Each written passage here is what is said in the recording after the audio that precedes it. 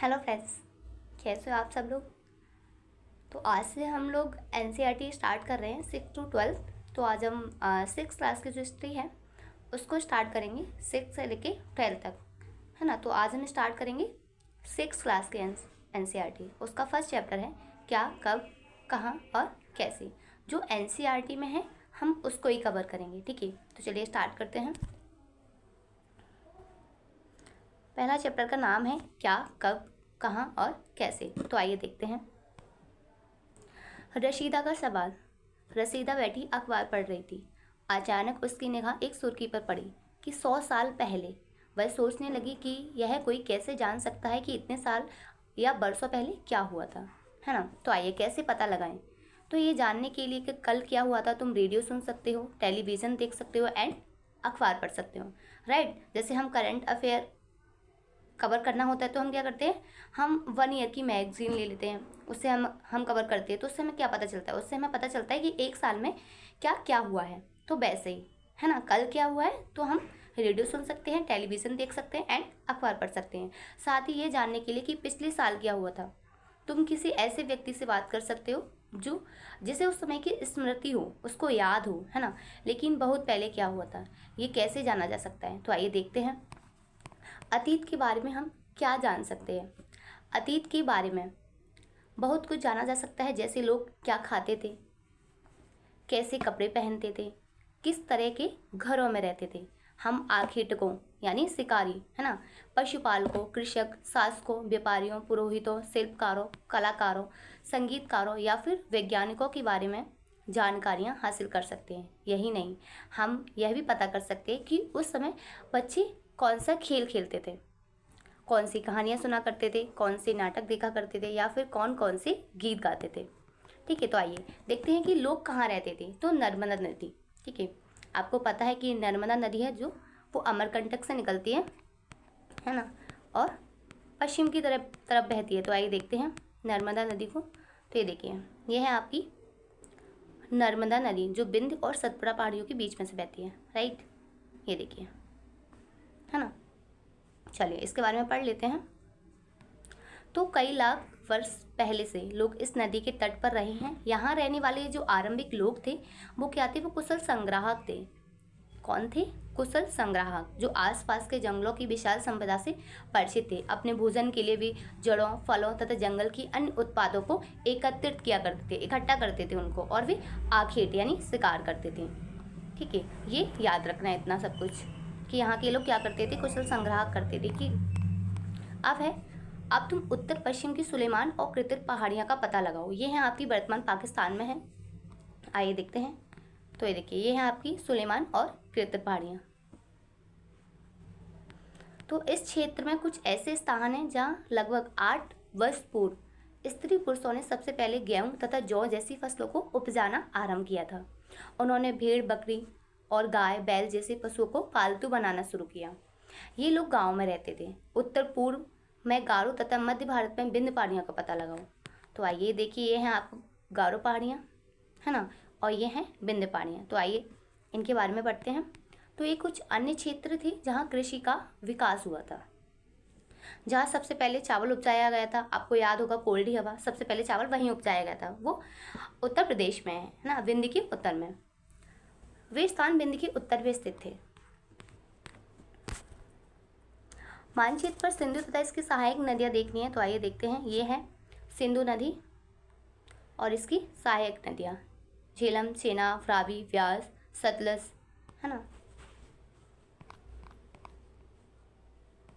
सहायक नदियाँ उन्हें कहते हैं जो एक बड़ी नदी में मिल जाती है।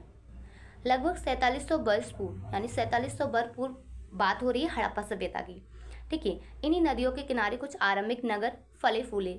गंगा व इसकी सहायक नदियों के किनारे तथा समुद्र तटवर्ती इलाकों में नगरों का विकास हुआ 2500 वर्ष पूर्व। ये आपकी बात हो रही है महाजनपद की, है ना, जो द्वितीय नगरीकरण कहते हैं उसको, वो उसकी।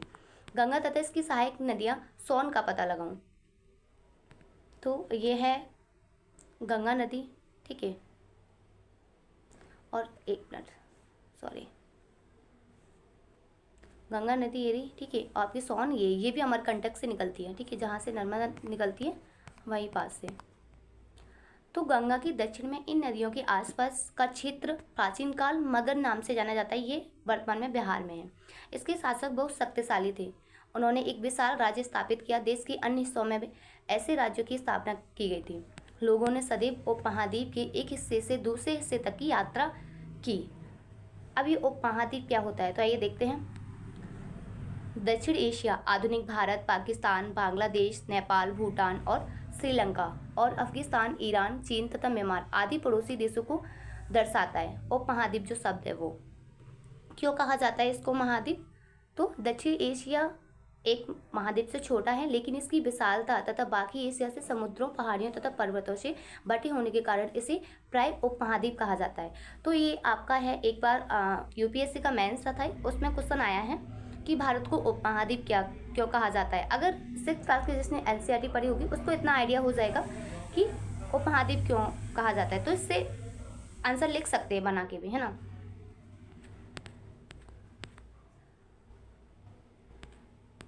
लोगों ने सदैव उपमहाद्वीप के एक हिस्से से दूसरे हिस्से तक की यात्रा की है। कभी कभी लोग हिमालय जैसे ऊंचे पर्वतों, पहाड़ियाँ, रेगिस्तान, नदियों तथा समुद्रों के कारण यात्रा जोखिम भरी होती थी। फिर भी ये यात्रा उनके लिए असंभव नहीं थी। अतः कभी लोग काम की तलाश में तो कभी प्राकृतिक आपदाओं के कारण एक स्थान से दूसरे स्थान भी जाया करते थे। आज भी लोग जाते हैं ना, तो कभी कभी सेनाएं दूसरे क्षेत्रों में विजय हासिल करने के लिए जाती थी। इसके अतिरिक्त व्यापारी कभी काफिले में तो कभी जहाज़ों में अपने साथ मूल्यवान वस्तुएं लेकर एक स्थान से दूसरे स्थान जाते रहते थे। धार्मिक गुरु लोगों को शिक्षा और सलाह देते हुए एक गांव से दूसरे गांव, एक कस्बे से दूसरे गांव जाया करते थे। कुछ लोग नए रोचक स्थानों को खोजने की चाह में उत्सुकतावश भी यात्रा किया करते थे। इन सभी यात्राओं से लोगों को एक दूसरे के विचारों को जानने के अवसर मिले हैं। ठीक है, आज लोग यात्राएं क्यों करते हैं तो बताइए आप लोग, है ना। आइए, पहाड़ियाँ, पर्वत और समुद्र इस उपमहाद्वीप की प्राकृतिक सीमा का निर्माण करते हैं। हालांकि लोगों के लिए इन सीमाओं को पार करना आसान नहीं था, लेकिन जिन्होंने ऐसा चाहा वे ऐसा कर सके। वे पर्वतों की ऊंचाई छू सके तथा गहरे समुद्र को पार कर सके। उपमहाद्वीप के बाहर से भी कुछ लोग यहाँ आए और यहीं बस गए। लोगों के इस आवागमन ने हमारी सांस्कृतिक परंपराओं को समृद्ध किया है। कई सौ वर्षों से लोग पत्थर को तराशते, संगीत रचने, यहाँ तक कि भोजन बनाने के लिए तरीकों के बारे में एक दूसरे के विचारों को अपनाते रहे। अब देश के नाम देखते हैं कि हमारे देश का नाम कैसे पड़ा। ठीक है, तो हमने देश के लिए प्राय इंडिया तथा भारत जैसे नामों का प्रयोग करते हैं। हम इंडिया बोलते हैं या भारत बोलते हैं। ठीक है, अब जो इंडिया शब्द है वो निकला है इंडस से। इंडस संस्कृत में सिंधु कहा जाता है इसको, है ना। 2500 वर्ष पूर्व उत्तर पश्चिम की ओर से आने वाली ईरानियों और यूनानियों ने सिंधु को हिंदोस तथा इंदोस और नदी के पूर्व में स्थित भूमि प्रदेश को इंडिया कहा था। तो याद रखना कि उन्होंने किसको इंडिया कहा था, तो जो नदी के पूर्व में स्थित भूमि थी, है ना, भूमि प्रदेश को इंडिया कहा था। भारत नाम का प्रयोग जो है वो उत्तर पश्चिम में रहने वाले लोगों के एक समूह के लिए किया जाता था। तो ये भी पूछ सकता है कि भारत का जो प्रयोग है वो किस लिए प्रयोग होता था, तो एक समूह के लिए होता था। और जो इंडिया शब्द है वो एक भूमि प्रदेश के लिए प्रयोग होता था। ठीक है, इस समूह का जो उल्लेख है वो आरंभिक ऋग्वेद में लगभग जो 3500 वर्ष पुरानी है उसमें लिखा गया है। बाद में इसका प्रयोग देश के लिए होने लगा। ताड़पत्रों से बनी पांडुलिपि का एक पृष्ठ है नीचे, ये देखिए, ये रहा, ये आपकी पांडुलिपि है। जो भोजपत्र पे राइटिंग किया करते थे वो लोग, है ना, जिसको पांडुलिपि कहते हैं। तो यह पांडुलिपि लगभग 1000 वर्ष पहले लिखी गई थी। किताब बनाने के लिए ताड़ के पत्तों को काटकर उनकी अलग अलग हिस्सों को एक साथ बांध दिया जाता था। भूस पेड़ की छाल से बनी ऐसी ही एक पांडुलिपि को तुम यहाँ देख सकते हो, देखिए। अब है अतीत के बारे में कैसे जानें, तो अतीत की जानकारी हमें कई तरह से प्राप्त हो सकती है। जैसे उस समय की कोई बुक वगैरह लिखी हुई है तो उसको पढ़ के हम बता सकते हैं कि अतीत में क्या क्या होता था, है ना। जैसे पांडुलिपि है, पांडुलिपि हाथ से लिखी जाती है, वो भी किससे, भोज नाम का पेड़ होता है उसकी छाल पे, ठीक है, जिसे भोजपत्र कहते हैं, उस पर लिखी जाती है। इतने वर्षों में इनमें से कई पांडुलिपियों को कीड़ों ने खा लिया है और नष्ट कर दी गई हैं। फिर भी ऐसी कई पांडुलिपियां हैं जो आज भी उपलब्ध है। प्राय ये जो पांडुलिपियां हैं वो मंदिरों और बिहारों में मिलती हैं। इन पुस्तकों में धार्मिक मान्यताओं, व्यवहारों, राजाओं के जीवन, औषधियाँ तथा विज्ञान आदि सभी प्रकार के विषय में चर्चा मिलती है, जिससे हमें पता चलता है कि एंसेंट में क्या क्या था, धार्मिक मान्यताएं क्या थी, है ना, राजाओं का जीवन कैसा होता था, ये सब पता चलता है उससे। इनके अतिरिक्त हमारे यहाँ महाकाव्य, कविताएं तथा नाटक भी हैं। इनमें से कई संस्कृत में लिखे हुए मिलते हैं, जबकि अन्य जो है प्राकृत तमिल में है। प्राकृतिक भाषा का जो प्रयोग है वो आम लोग करते थे। ये आपका यूपीएससी प्री में पूछा गया है, मुझे याद नहीं कौन सी ईयर में पूछा गया था, लेकिन ये पूछा गया था कि प्राकृतिक भाषा का प्रयोग कौन करता था, है ना। तो ये आम लोग करते थे, जो सामान्य लोग रहते थे वो लोग। हम अवलेखों का अध्ययन भी कर सकते हैं। ऐसे लेख पत्थर अथवा धातु जैसे कठोर सतहों पर उत्कीर्ण किए मिलते हैं। कभी कभी शासक अथवा अन्य लोग अपने आदेशों को इस तरह उत्कीर्ण करवाते थे। जैसे अशोक ने बहुत सारे अभिलेख बनवाए थे, उन्होंने अपने आदेश, राजाओं की विजय थी, उनको लिखा हुआ था उस पर, ठीक है। लोग अपने आदेशों को इस तरह उत्कीर्ण करवाते थे ताकि लोग उन्हें पढ़ सके, देख सके, है ना, और उनका पालन कर सके। कुछ अन्य प्रकार के अभिलेख भी मिलते हैं जिनमें राजाओं, रानियां सहित अन्य स्त्री पुरुषों ने भी अपने कार्यों के विवरण उत्कीर्ण करवाए। उदाहरण के लिए प्राय शासक लड़ाइयों में अर्जित विजय को लेखा जोखा रखा करते थे। ये जो अभिलेख देख रहे हो, है ना, ये 2500 वर्ष पुराना है, अशोक का है ये। वर्तमान अफगानिस्तान का कंधार से प्राप्त हुआ है। ये अभिलेख अशोक नामक शासक के आदेश पर लिखा गया था। इस शासक के विषय में हम आगे पढ़ेंगे, है ना। जब हम कुछ लिखते हैं तब हम किसी लिपि का प्रयोग करते हैं, है ना। आप राइटिंग करते हो तो आप लिखते हो तो आप हिंदी की राइटिंग कर रहे हो तो आप देवनागरी लिपि लिखते हो, तो आप लिख रहे हो तो लिपि का प्रयोग कर रहे हो। लेकिन आप बोल रहे हो कुछ या पढ़ रहे हो तो आप किसका, तो आप भाषा का प्रयोग कर रहे हो, है ना।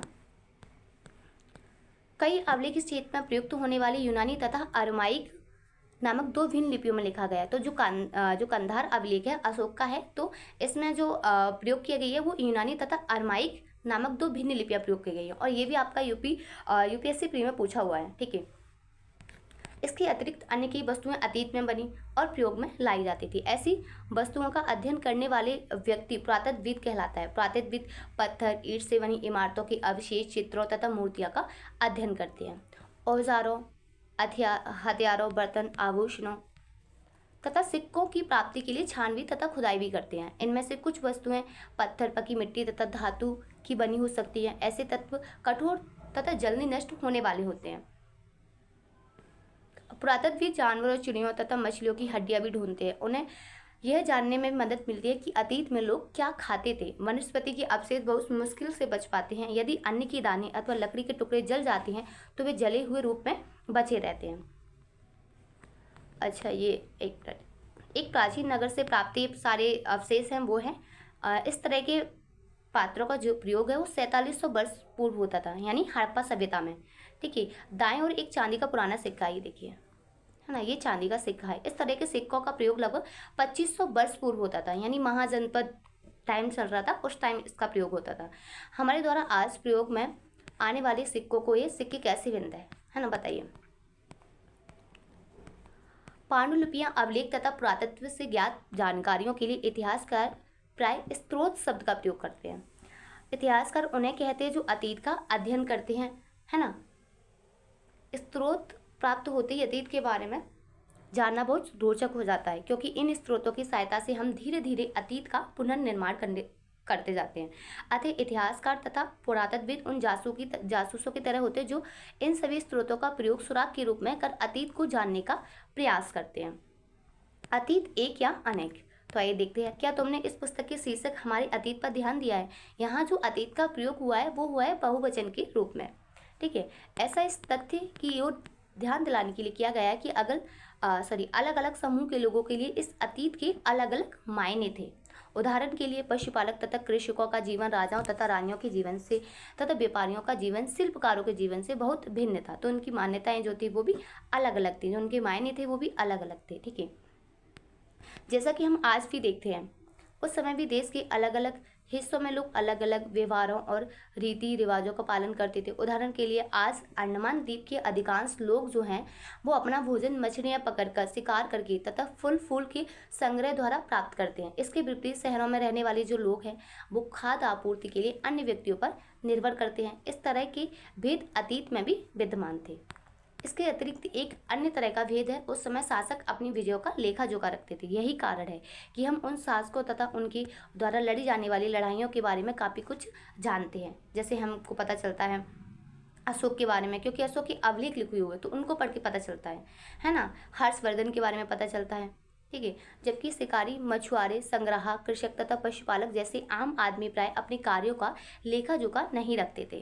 पुरातत्व की सहायता से हमें उनके जीवन को जानने में मदद मिलती है, हालांकि अभी भी इनके बारे में बहुत कुछ जानना शेष है। तिथियों का मतलब क्या होता है? तो अगर कोई तिथि के विषय में पूछे तो तुम शायद उस दिन की तारीख, माह, वर्ष, जैसे कि 2000 या इसी तरह का कोई और वर्ष बताओगे। वर्ष की ये जो गणना होती है वो होती है ईसाई धर्म प्रवर्तक ईसा मसीहा के जन्म की तिथि से की जाती है।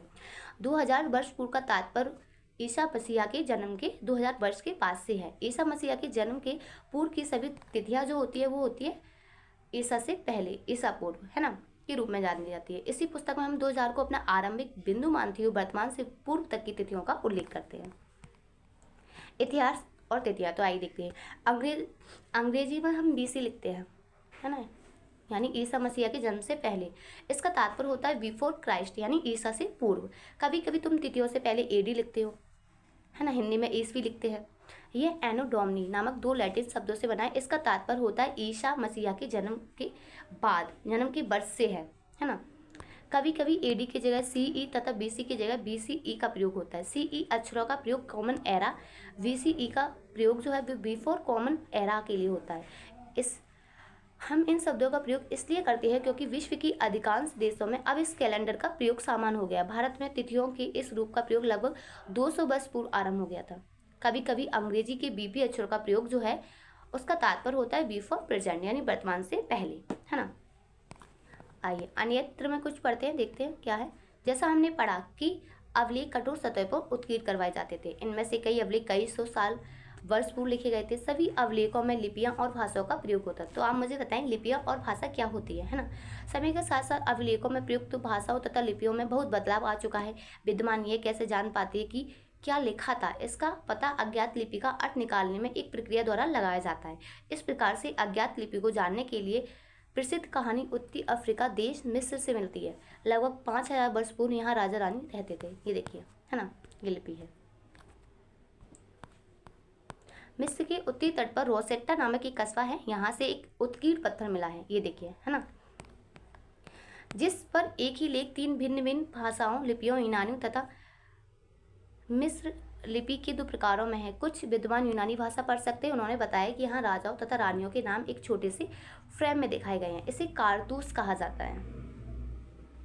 इसके बाद विद्वानों ने यूनानी तथा मिस्री संकेतों को अगल बगल रखते हुए मिस्री अक्षरों के समानार्थक ध्वनियों की पहचान की। जैसा कि तुम देख सकते हो, यहाँ एल अक्षर के लिए शेर तथा ए अक्षर के लिए चिड़िया के चित्र बने हैं। एक बार जब उन्होंने ये जान लिया कि विभिन्न अक्षर किन के लिए प्रयुक्त होते हैं तो वे आसानी से अन्य अवलेखों के बारे में भी पढ़ सकते हैं। हमको अगर संकेत पता चल जाता है कि ये किस चीज़ का है तो हम उस चीज़ को आसानी से पढ़ सकते हैं, है ना। चलिए, हमारा ये चैप्टर कंप्लीट होता है। Thank you.